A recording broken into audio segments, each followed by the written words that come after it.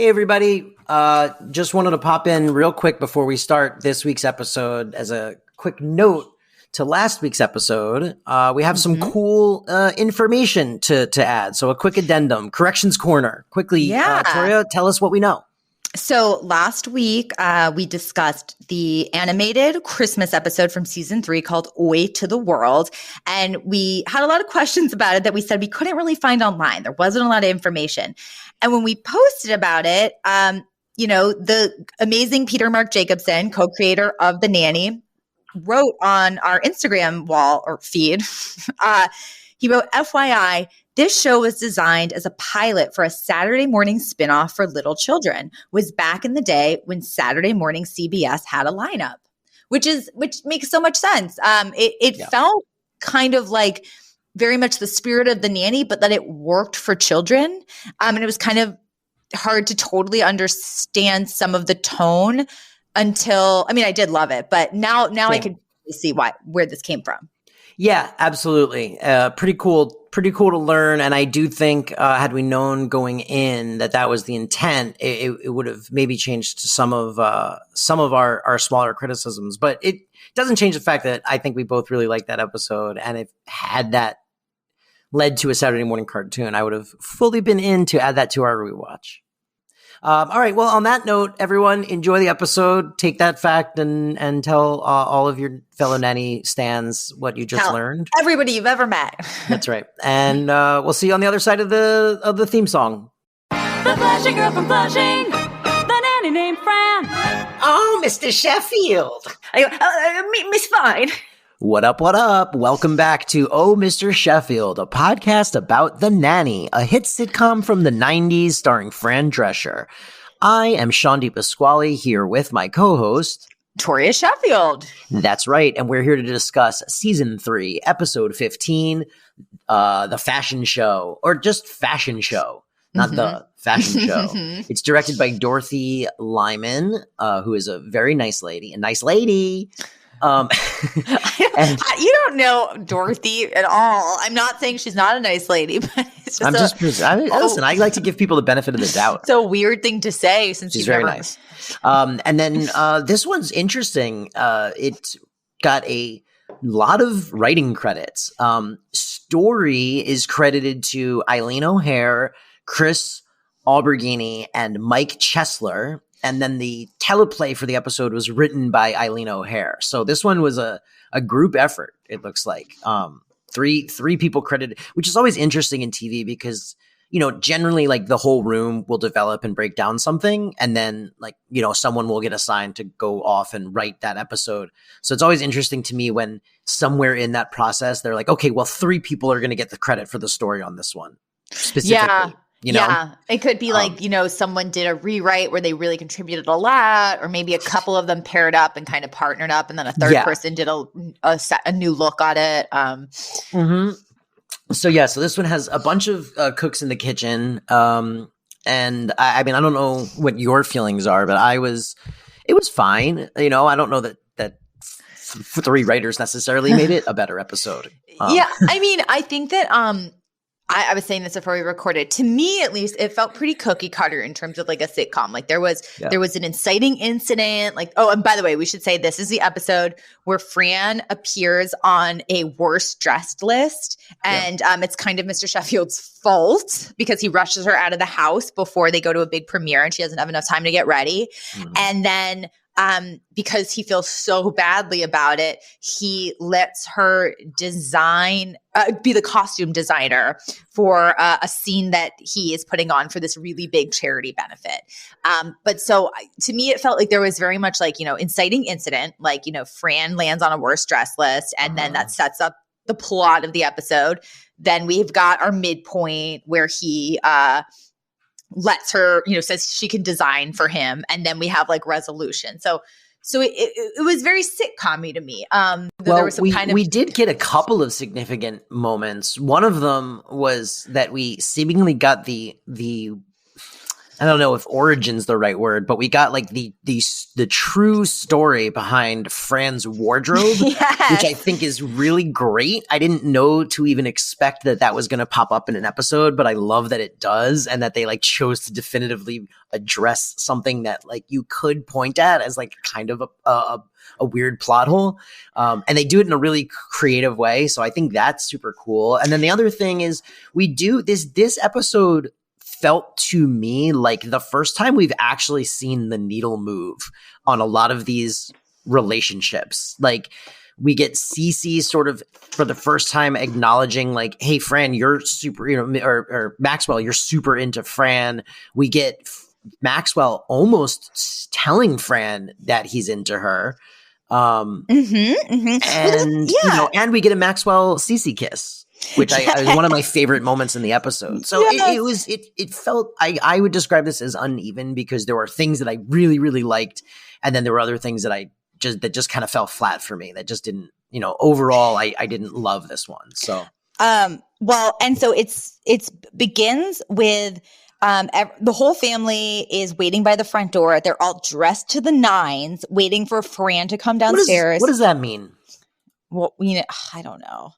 I don't know where the origin of the phrase "dressed to the nines." Yeah, do we know that? What does it mean? Look it up. Look it up right now. Let's see. Dressed to the nines. Let's find out because I bet you at least half of our audience is wondering the same thing. Okay, so let's tell them.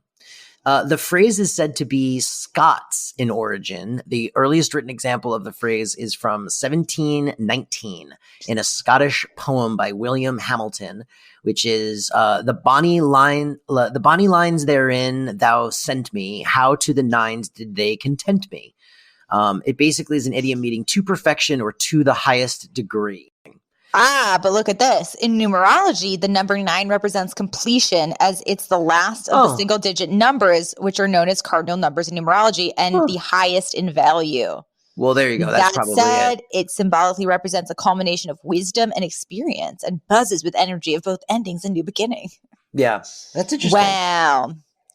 So just to the nines. and frankly, the Scottish, so this article traces it back, basically saying like the first use of to the nines was Scottish, and the Scottish National Dictionary proposes that it originated from 9 pins, with bowling a 9 being a perfect throw.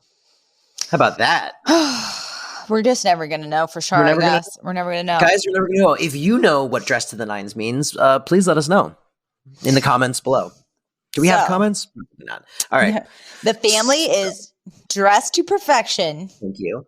Just like in 9 pins, waiting for Fran to come downstairs so that they can get to like a fancy premiere. And she is taking absolutely forever.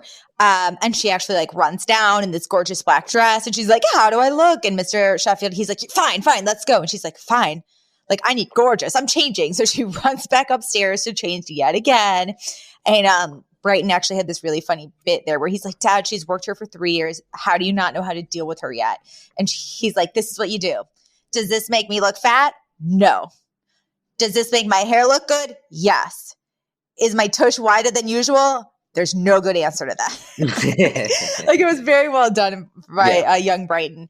And she finally comes down the stairs ready to go. And she's like, but now I just need to change my bag, like my purse, so that it matches my dress. She's wearing like a leopard print, very, skin tight gown. And he's like, okay, fine. I'll just send the limo back for you. We don't want to leave Alec and Kim waiting. And I went, wow, Alec Baldwin, Kim Basinger reference, blast from the past, and how things have changed.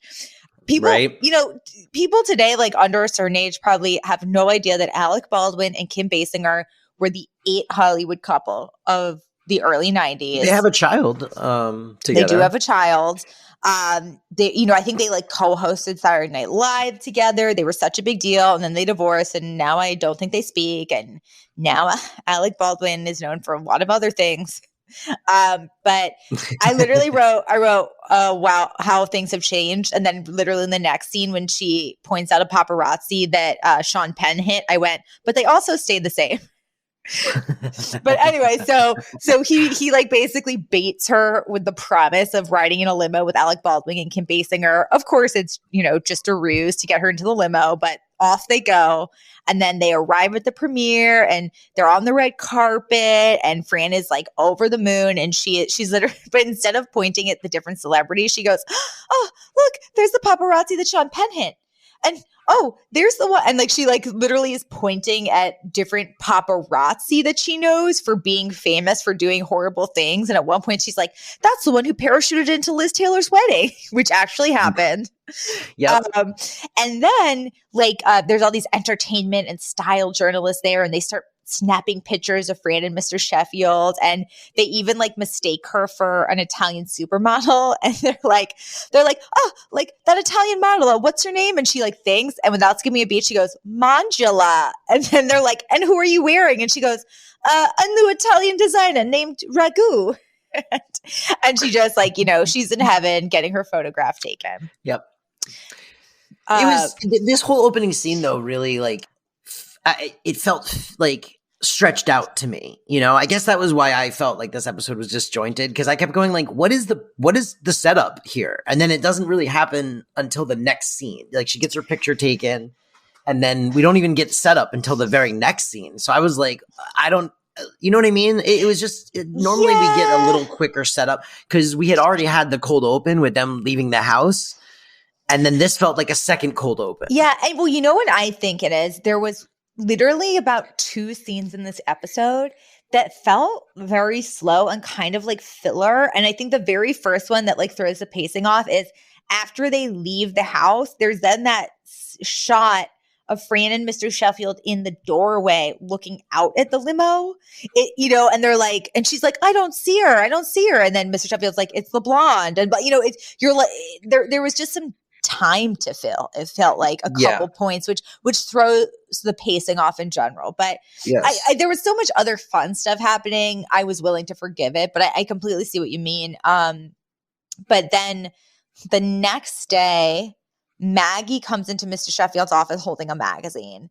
And she's literally like, "Dad, if you knew Fran would kill you for something that she did that turned out really bad for her, would you tell her?"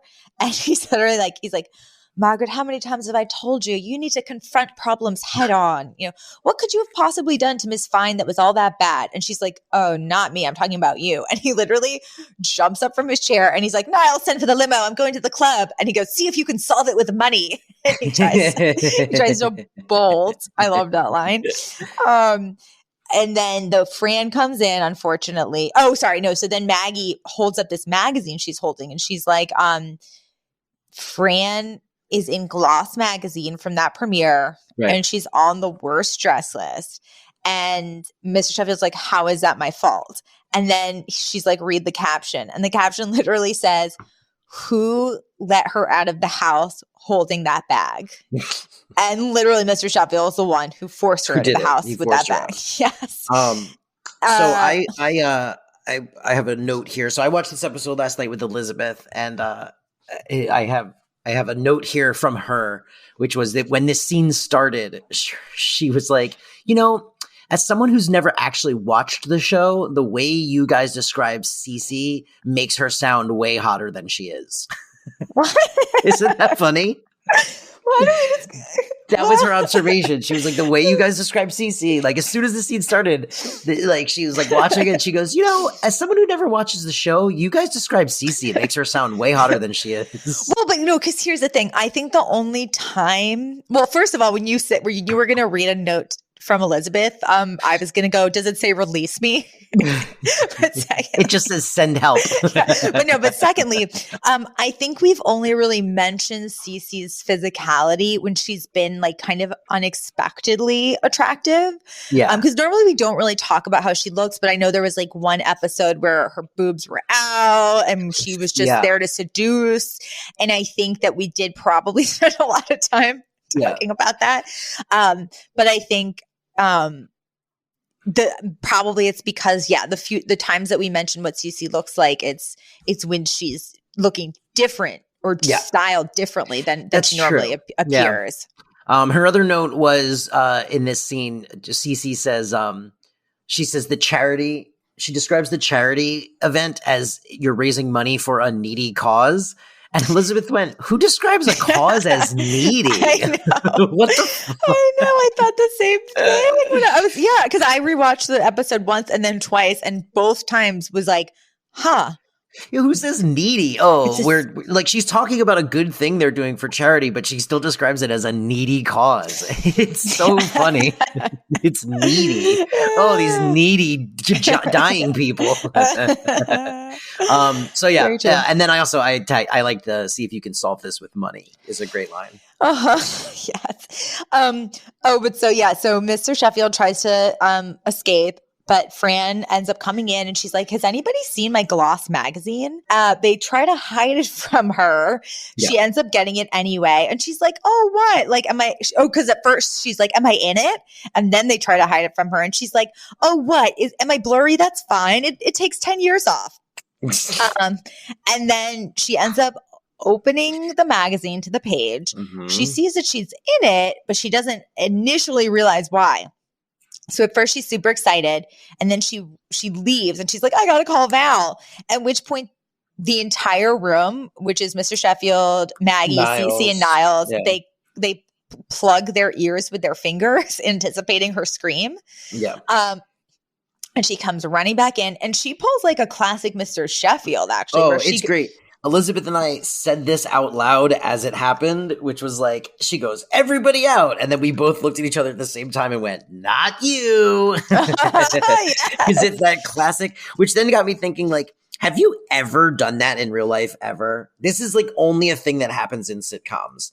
I don't think I've ever kicked a bunch of people out of the room because I needed to talk to one specific person, and then that specific person started to like sneak out, and I had to go, not you. I don't know that that's ever happened in the history of the real world. It feels like only a thing you see in sitcoms. I'm trying to think. Wait a minute, you. Everyone out. Not you. Very fair, very fair. But so yeah, she really turns that trope on its head because it's usually Mr. Sheffield doing it to her. And so everyone leaves. Mr. Sheffield tries to also sneak out again, and she's like, not you. And then she's like, no, for you, it's going to be slow and painful. And then she goes over to his desk and dials a number, and she goes, hi, Ma, Mr. Sheffield wants to hear all about your hysterectomy, and hands him the phone. I like that line. Really that was funny. Good.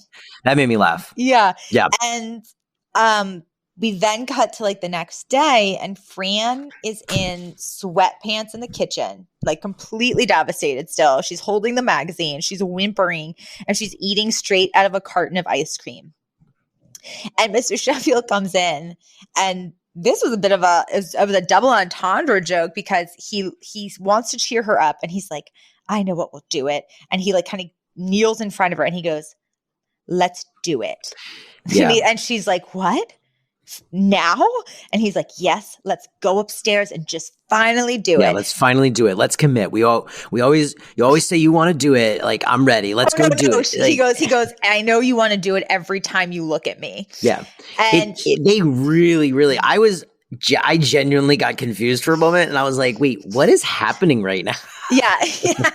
Like, they got me. I was like, what the wait, hold on. Yeah, because she's like, oh no, she's like, I'm not in the mood. I can't do it right now. And then she's like, I'll dye your gray streak another day. Yeah. Because the right before that, she goes, I know, I'm not in the mood. I don't know if I can do it. And you're like, are they talking about sex? And then she goes, I'd have to go to the drugstore. And you're like, what is happening? And then she's like, I'll dye your gray streak another day, which is a great double entendre play on word reveal. That was funny. I like that. She literally then just dumps a bag of M&Ms into the carton of ice cream and walks out. And she's so despondent that I love this little detail. She walks by Cece, who's walking in, and Fran just goes, and she walks by her. Yeah. Like, can't even muster a like, hello. Mm-hmm.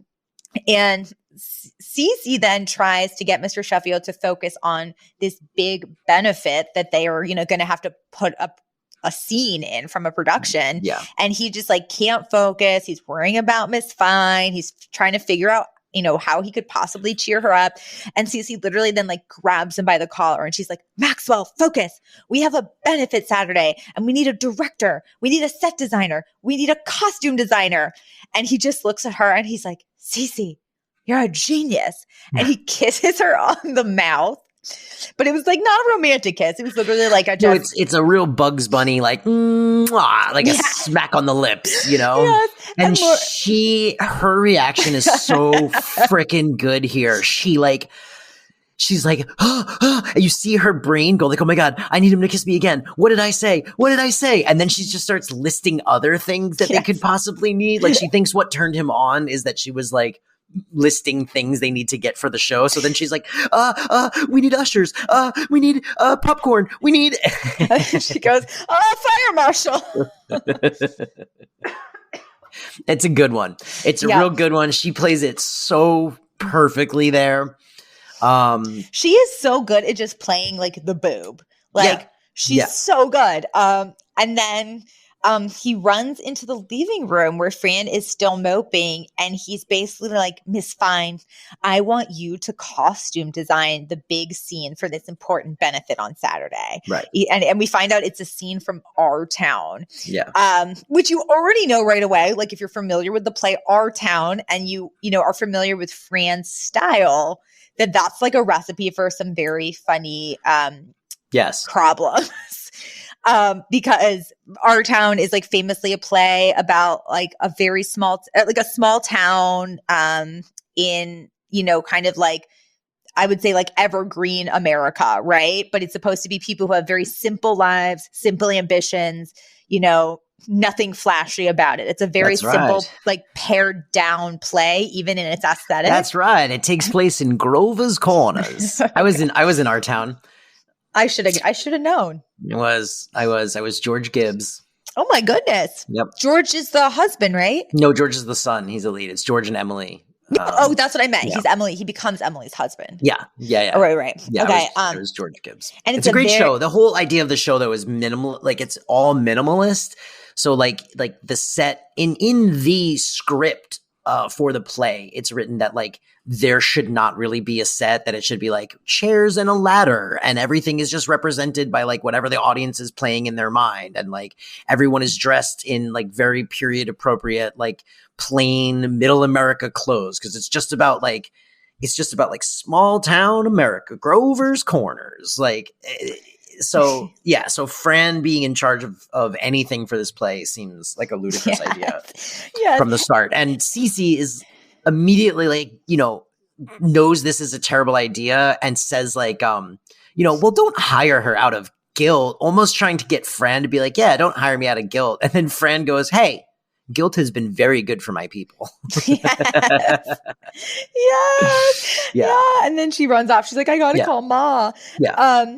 And then after she runs off, this is where we had that moment that you were talking about, where it's the first time Cece truly acknowledges and even accuses Mr.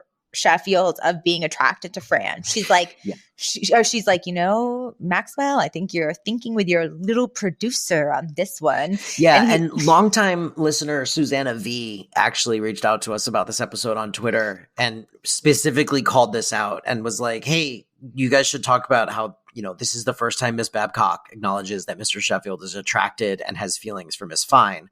And that's pretty significant. No. And I was like, yes, no, it is. And we should talk about this because what I think is about to happen as we get to the end of this season is I think they're going to start shuffling some pieces around. I think Fran and Mr. Sheffield get together at the end of this season, or at least acknowledge.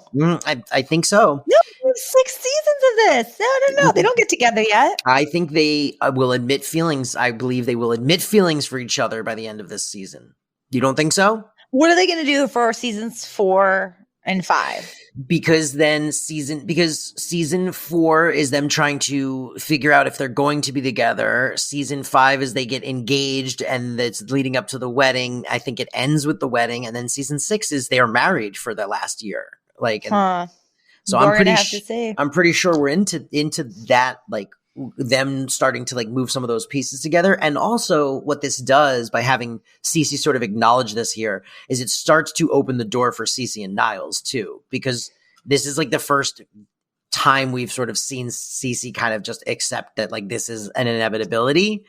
You know, she's no longer really trying to be like, oh, Maxwell, you love me. You know, like she's just like, you're in love with this girl and it's annoying. Yeah, there's actually, we'll get to it, but a very funny beat between Mr. Sheffield and Cece later where he goes out of his way to acknowledge there's nothing between them. But yes, but basically, but Cece's like, you're thinking with your little producer and, she's like, for some unknowable reason, you're attracted to that woman and, that's guiding your decisions. And he's like, you're absolutely wrong. Like unknowable. She's like super hot. Yes, but I think, Cece thinks she's like, low class and, finds her distasteful for different reasons. But so then Cece's like, well, if you're going to do this, you're doing it on your own. Like, I am not partnering you on this, eventual train wreck. So she leaves. And Niles already has her coat ready the second it's out of her mouth. Like he's so excited for her to walk out. So, Maxwell's going to accept responsibility for this, whether it is a good idea or a bad idea, like completely on his own. And then Fran comes running in. She's still super excited. And she's like, oh, I can't wait. I'm going to do like sequence and I'm going to do a Temptations kind of thing. And then she goes, oh, wait, I'm thinking of Motown. Yeah. So great line. Like, uh-oh. Yeah. And then she also mentions, this is also the first time she mentions her cousin. We should say that. Next scene. It's the next scene. Next scene. Okay. Yeah. Because in the next scene, we have Mr. Sheffield sitting behind his desk, and Niles is there, and Mr. Sheffield's clearly trying to mask. This is a great scene, by the way. Yes, it is. It is for a lot of reasons. But Mr. Sheffield's trying to mask that he now has anxiety about the fact that he is letting Fran do this. And in fact, Niles basically is like, well, good thing your trusty butler took Polaroids of like her costume design. And Mr. Sheffield's like, oh, thank God. And Niles shows him a Polaroid of at least what he thinks was Fran's sort of like general plan from like, I guess, garments she had in her bedroom. And yeah, Mr. she has a bunch of clothes laid out on her bed. And he's like, look, this is great. And Maxwell's like, oh, it's like plaids and beiges and tans. And like, this is perfect. This is what it should look like. It should be like very boring. Very like, middle America, like middle of the road, milquetoast, like that's what the play is about. So that's perfect. And he's like relieved for sure about this, which is great. But then there's also like this beat there where even Niles is like kind of implying like you didn't just hire her for her talent, and he's like adamant, like I'm not attracted, like I would never hire her for anything other than like normal good reasons that she's like really good with fashion. Yes. And then Fran comes in and she's like, Mr. Sheffield, like I'm ready for our meeting to talk about wardrobe. And she actually sits across from him and she goes, oh, what's that? And he's like, oh, that's my foot. And she's like, you take your shoes off when you work too? Yeah. And then they literally start cracking each other up.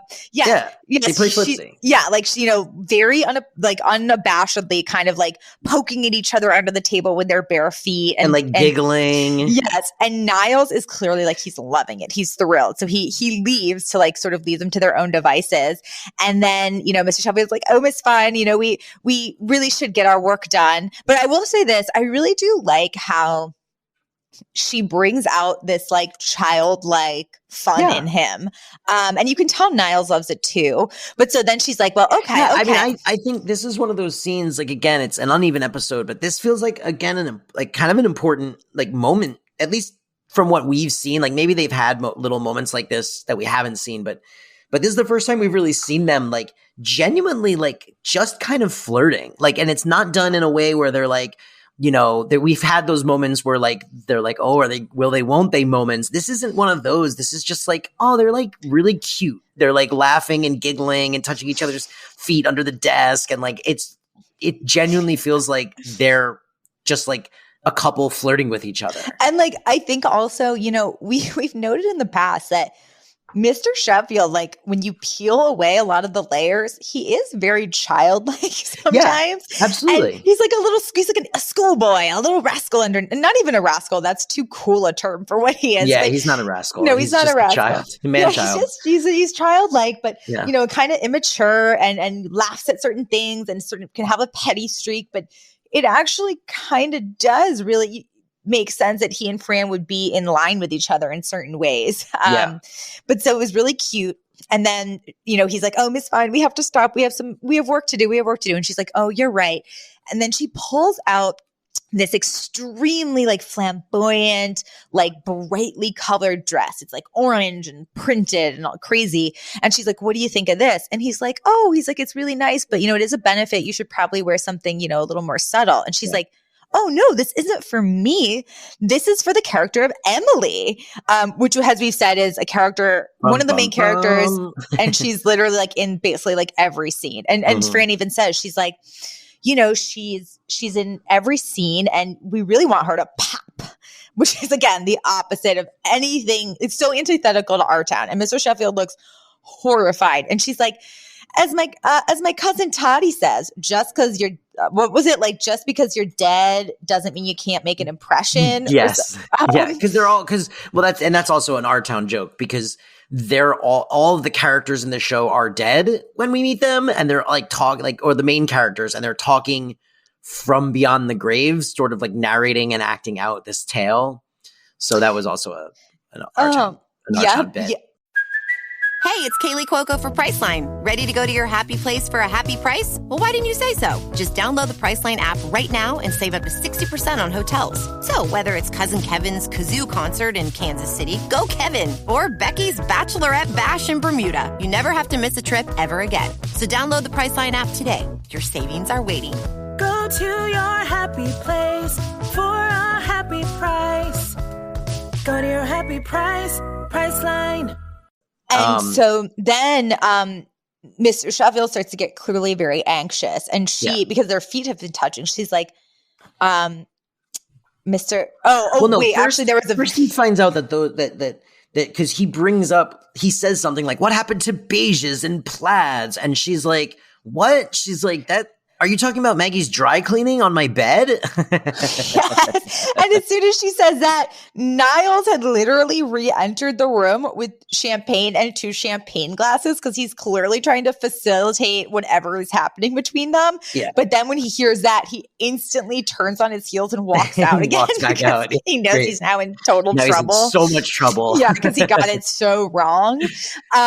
But that's what causes Maxwell to be like, oh my God, I'm so stressed out. Oh. And she's like, what's wrong? And he's like, I have a cramp in my foot now. And she's like, because he still doesn't want to admit he's lost faith in her. Mm-hmm. So he's like, oh, I have a cramp in my foot. And she's like, oh no, a cramp in your foot. She's like, let me help. And she crawls under his desk. Yes. And she starts to massage his foot, but she's now out of frame. She's under the desk. So then Niles walks back in and he goes, well, where's Miss Fine? And then we just hear her voice from under the desk go, does that feel good, Mr. Sheffield? And she goes, do you want me to rub some lotion on it? And then there's this very long beat, which they totally milk to its fullest. And then Niles just goes, should I leave? which is also like, of course you should leave, Niles, if that's what you think is happening. Well, and then he also says, this was a weird line too, because when he realizes what he thinks he knows is going on down there, which like he thinks she's like under there blowing him or whatever, he goes, the Butlers Association has a big event coming up and we could use some uniforms. Basically being like, hey, Fran, if we hire you to do costumes for this event, will you also blow us? Yeah. Which is such a weird, I was like, wait, was the joke there that he's like, hey, Fran, will you also like give me a blowjob if I hire you? It's such a weird, I literally just wrote, I literally have in all caps, to get a BJ from Fran ? And then I write gross. Right. Like the bit there was just like, maybe she'll like blow me too. It's so weird. I just think that the Niles Fran lane really has to be platonic for it to be its funniest. Agreed. And it just feels gross. If he sexualizes her, it gets weird. Totally. Yep. But then I say this, Niles redeems himself right after that, because Fran then leaves the room to go get Epsom salt for Mr. Sheffield's feet. And Mr. Sheffield's like, oh, Niles, maybe Cece was right. Maybe I've let my feelings from his fine cloud my judgment. And then Niles very leadingly goes, and what feelings might those be? And then he's like, oh, you know. And he goes, but wouldn't it feel so much better if you just finally said it? And then Mr. Sheffield's like, oh, all right. The fact that, and right as he says it, Fran comes back in with a little tub to soak Mr. Sheffield's feet in. And she's like, I got it. And Niles literally screams in anguish. And he goes, no! He's like, oh, come on. And, he's totally the audience in that he's moment. Channeling the audience's frustration of will these two idiots just get together? Yes. Yeah. So then I was like, even though he made that gross BJ joke, he does have their best interest at heart. He wants them to be happy just together. the old horn dog. Yeah. Old, he ain't nothing but a horn dog. Yep. And to be fair, elvish. His little Elvis. Elfish. What was he? Elfish. Little Elvis. But so, I loved that scene. Great scene. Great scene. Great physical comedy. Great writing. Fantastic. Really, really fantastic. Standout scene. You could pull that scene out of the episode and just show it to someone. And it's classic sitcom-y, people are coming in and out of the room and mistaken identity, or mistaking the situation. It's great. And when you think about it, it's a pretty long scene, but it never loses momentum. No, it's great. It was a genuinely good scene. All right. And then we start to at least wrap things up, because the next scene, it's the night of this big benefit and it's intermission, and Mr. Sheffield and Fran's scene has not gone up yet. So, they're still anxiously wondering how the audience is going to react to this. But we also learned that Andrew Lloyd Webber had a scene in the benefit as well, of course. And, his set design was apparently impeccable and lavish. And then though we have another very significant and I think very sweet moment that takes place between Mr. Sheffield and Fran specifically, because, basically, he orders a Jack Daniels from the bar because he is so nervous and he's ostensibly is about to take a shot before he can even go back in to watch this potential disaster unfold. But then Fran looks at him and she's like, Mr. Sheffield, I just want to thank you. You have no idea what it means to me that somebody like you put their faith in me. And it kind of recenters him for a minute in the reason why he did this and how much he cares about her. And he literally puts the drink down. He no longer needs it. And instead he kisses her on the cheek. Yeah. And she's like, what was that for? And he's like, for luck. And I loved it. It was really nice. It was really cute. And he sends her inside. And then he nervously lights a cigar, grabs a chair, and tries to set the fire alarm off. So I thought for a minute that that's actually what was going to happen. That he was because basically even though he says that to her, and then intermission ends and everybody re-enters the theater, he still cannot go back in. It turns out, and as Sean alluded to, he was about to light a cigar and then literally tried to potentially see if he could get the fire alarms to go off so the rest of the show doesn't have to happen. This is also another scene where I got a great little Elizabeth comment, which is right before him and he kind of tells Fran how much faith he has in her. She notices, well, first of all, she's wearing this pink dress with this sheer fabric wrapped her. She looks great. And he's very nervous. And she goes, don't worry, Mr. Sheffield. This is a charity benefit. People are just here to find a cure for their tax problems. And Elizabeth literally paused it and went, damn, stay woke, Fran. I literally have that as one of my favorite lines for later. Stay woke. Yep. Also, what is a gold lame dickie? Because she says that to him. She goes, don't worry, the costumes are going to be fine. I put Emily in a gold lame dickie. What is that? So what is a dickie? I'm pretty sure a dickie is is that a cap? It goes around I thought it was this thing that goes around your neck, but maybe a scarf? Oh no, maybe I'm totally wrong. I thought it was.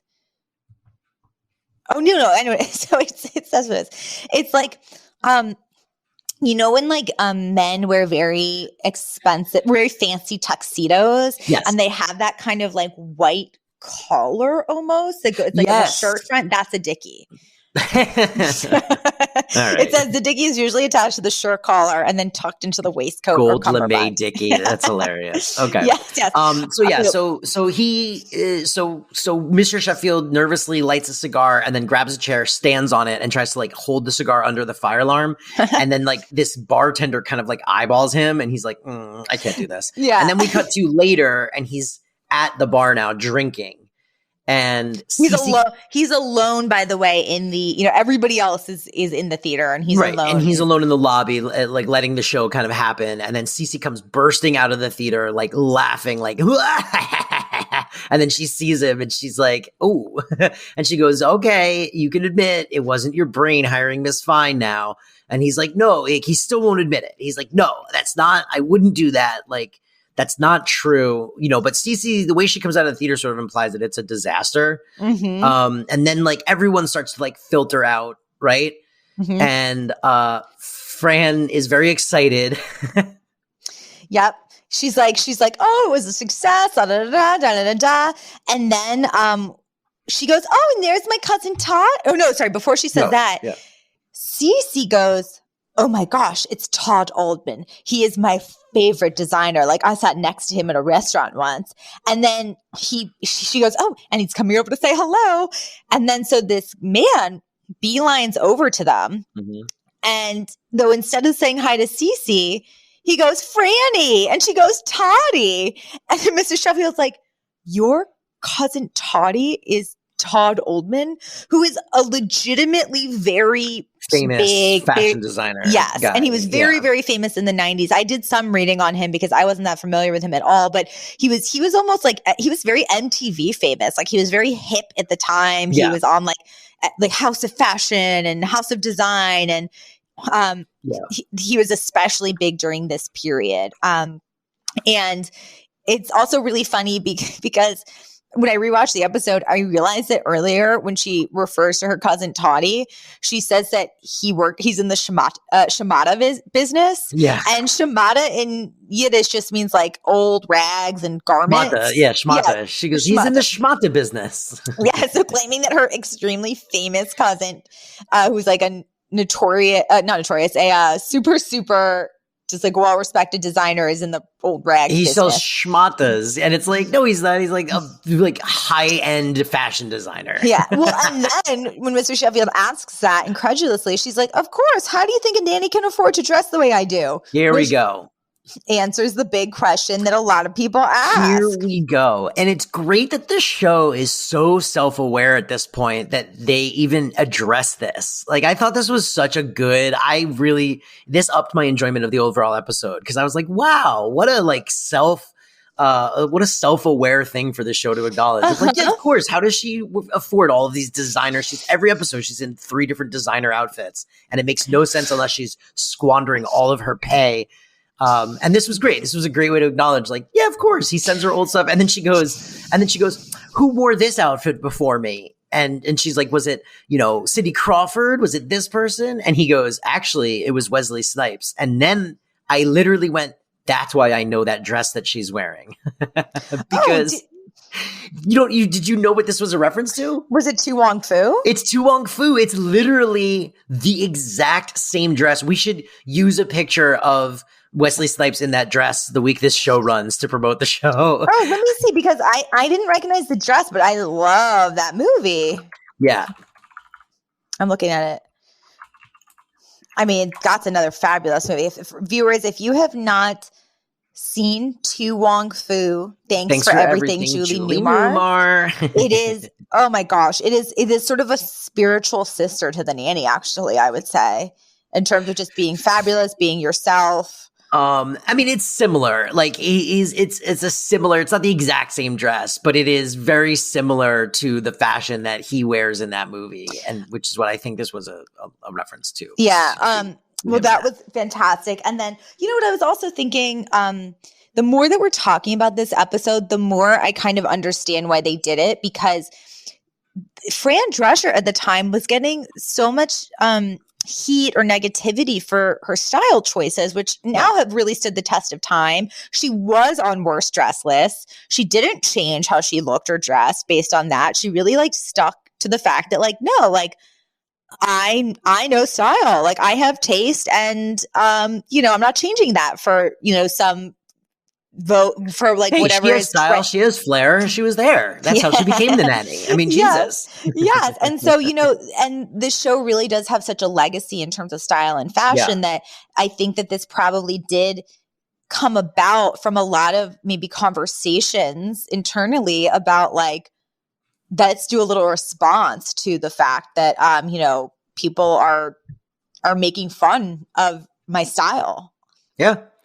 And so basically we find that the costumes were a huge hit. Everyone liked it. It was, which was sort of my prediction as this episode wore on. I was like, oh, this is going to be one of those things where like, they're like, you know what? It's so avant-garde to pair these garish costumes with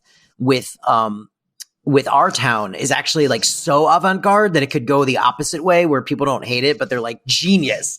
Like, this is brilliant. You took this minimalist thing and you made this whole statement about capitalism by putting them in these outrageous designs. Like it's great. It works out really well. Yes. And in fact, all of these sort of entertainment journalists now swore Mr. Sheffield, and they're like, Mr. Sheffield, like, how does it feel to have reinvented a classic? And they're like, you know, Andrew Lloyd Webber is saying that your scene stole the show. Yes. He goes, Andrew Lloyd Webber knows who I am. He gets so excited. And then he's literally like, did he say my name specifically? And then of course, Cece tries to take the credit because Mr. Sheffield's like, you know, I really can't take credit for this. I need to, you know, shine a light on this wonderful woman that I work with. And he turns around to grab Fran, and then Cece literally swoops in and goes, it's Cece Babcock. That's B-A-B. And but then Fran totally gets the last laugh. C period. Yes. But Fran still gets the last laugh because as all of these photographers and journalists are surrounding Cece, she goes, hey, Miss Babcock, catch. And she grabs this like gaudy sequence purse that somebody else is holding, throws it at Cece, and Cece catches it just in time for these photographers to take a picture of her holding it, and someone else takes a picture of Fran. And then the last button on this episode is just a freeze frame of both Cece and Fran in the the next issue of the Gloss. magazine. Gloss magazine. And Fran is a style do and Cece is a style don't. But it was very funny. And so that was the episode. Yeah. I think it might be time for our favorite thing, segments. And now, segments. So, segments. Yeah, no, I think we should move on to segments. We can move on to our segments. And now, segments. Segments with Sean and Toria. So segments. First up, favorite lines. See if you can solve this with money is an amazing line. Guilt has been very good for my people. I also liked Cece had a line where she's mad about Fran designing costumes, and she goes, oh, great, we're going to have costumes designed by Oscar de la Yenta. I love it. I loved it. I also like this is going to be great. I'm going to do a whole Four Tops thing. Oh, wait. That's Motown, not our town. And then she goes, don't worry. I'll get it. Yes. I have literally all of those flagged. But I also said just Niall screaming, oh, come on, when they're about to hear Mr. Sheffield admit he has feelings for Fran. And then of course the don't worry, Mr. Sheffield, this is a charity benefit. People are just here to find a cure for their tax problems. Yes. Great line.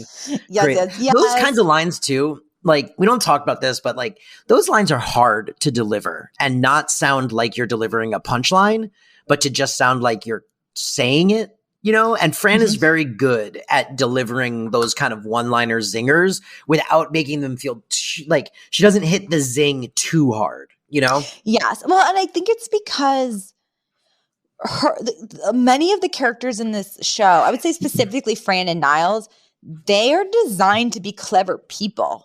You know, yeah, so it's like the realistic way that your very funny, clever friend would would talk. Yeah. And then for Yiddish, we had a couple. We had Shemeta. Why am I saying it wrong? Shemeta? Schmalta. Shemata? Schmata. Yeah. Shemata, which is rags or old ragged pieces of clothing or garments. And then we also had the word schnook. I love schnook. At the beginning of the episode, when Fran is on the red carpet, she's like, "Oh, it's so great being on this side of the line. Usually I'm one of those schnooks, jumping up and down and waving on the other side. And a schnook is like a meek or gullible person. Yeah, like a fool. Schnook. Schnooks and schnurs. Those are two of my favorite words. What's a schnur? A schnur is like someone who is like a bum, like someone who just like takes, like, oh, you're a real schnur, like someone who like a schnur. It's like someone who's like a real bum, Oh, interesting. So for Nanny trivia this week, I thought we would do a little dive into Brenda Cooper, who was the iconic wardrobe and costume designer on The Nanny. I love it. And she is, still great friends with Fran Drescher to this day. She also worked with Fran again on Happily Divorced, and they actually initially met on the very short-lived sitcom Princesses, which Fran Drescher was on with Twiggy and another actress, and I think it got canceled very early on. But Brenda Cooper was actually the assistant wardrobe person on that show, and Fran said, if I ever have my own show, I want you to be the costume designer. Wow. And so Brenda Cooper, she's born in England. She's an English lady, and she actually worked on The Nanny for 4 seasons and won an Emmy before leaving to have children.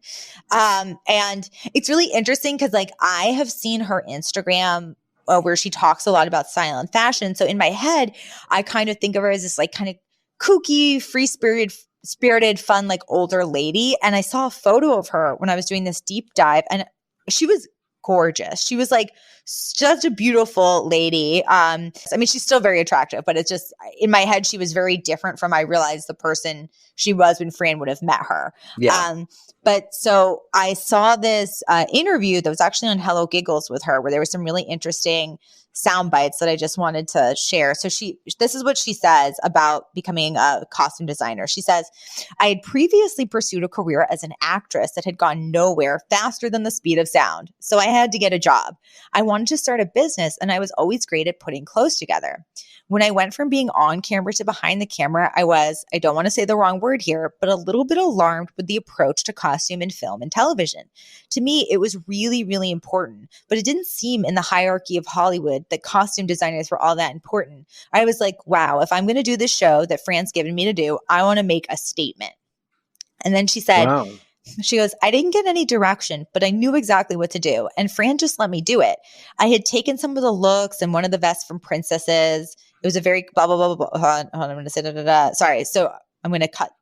One sec. I'm going to cut this. But she goes, I didn't get any direction, but I knew exactly what to do. And Fran just let me do it. So she says, the inspiration to create this character was I intentionally wanted to make a statement of style, wit, and humor all combined. So I just started shopping for the show. It was intuitive. And it's the way I work with clients today, just knowing the way it should be. I wanted color. I wanted it to be sexy. Fran gave me my wings and she trusted me. We were a match made in heaven. She just let me do my thing. And that's what the result was. Cool. And then this is just some trivia related to the Nanny wardrobe, which is kind of interesting. She goes, when Fran and I came back together in 2012 to do Happily Divorced, I thought, you know something? I want to see if I can find the wardrobe from The Nanny to see if we could use any of it. When a show completes, all of the wardrobe goes into a central department at the studios. True. It's like a graveyard of all these clothes. True. I went to track down the wardrobe, which was at Sony, and it had just been sold to a thrift store in the Valley. I called the thrift store and I begged them. I told them I was the designer of The Nanny and they wouldn't help me. People today have pieces of clothing in their wardrobe that are that were on the original Nanny and probably don't know that. Wow. Yeah. I mean, yeah, like that's definitely true. I worked in the costume department on a couple of shows when I first moved to LA. And that was one of the first coolest things that I got to do is I got sent to Warner Brothers costume department one day to pick some stuff up. And I walk in and it is a Indiana Jones style warehouse. It's massive and it's all broken up by era. And like, it's just everything. It's everything that's ever been used in a WB anything and anything Warner Brothers has ever made. And like, you know, there's everything from like modern day stuff to like, you know, gladiator costumes that were used in like Ben-Hur.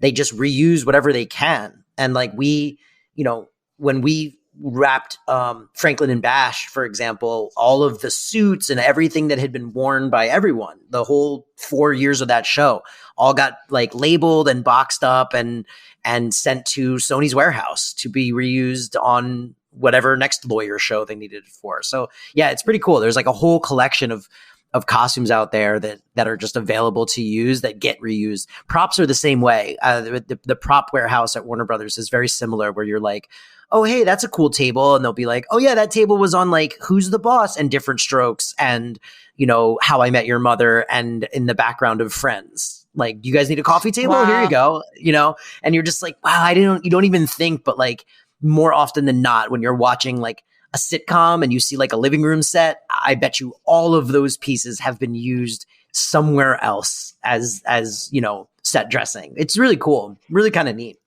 when you think about it. So cool. Yeah. So that's pretty rad. All right, that was fun trivia. Yeah.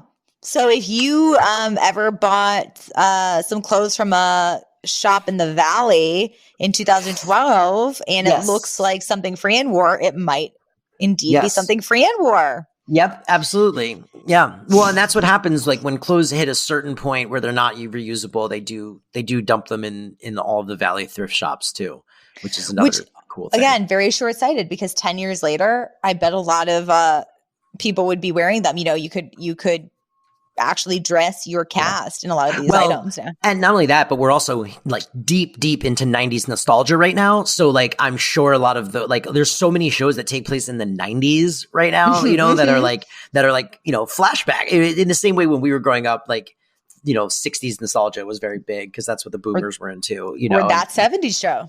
Yeah. Or that 70s show. Exactly. So, and then Fran or the CC, I gotta tell you, I don't know. I think we're both Fran.